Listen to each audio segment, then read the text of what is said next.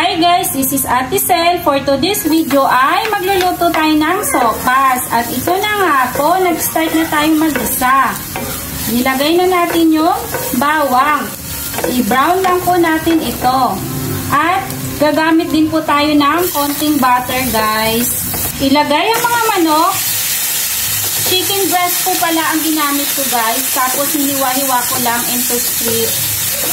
Season lang natin yung chicken breast guys ng paminta powder. Halu-haluin lang natin ng very light. Ilagay ang mga noodles. Yan, haluin lang natin ng very light. Maglagay ng tubig.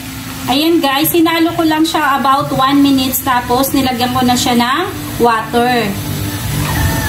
Takpan at hayaan kumulo para lumambot ang mga noodles.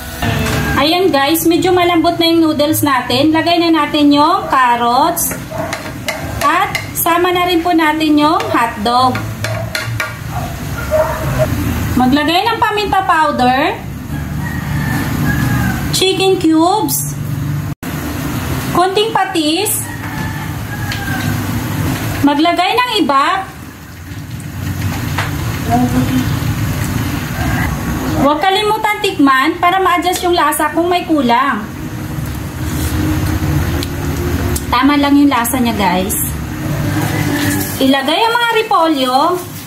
Ayan guys, dinamihan ko na ng gulay para mas healthy. At ito na po guys, luto na po ang ating sopas. Yun lang po guys. Thank you for watching.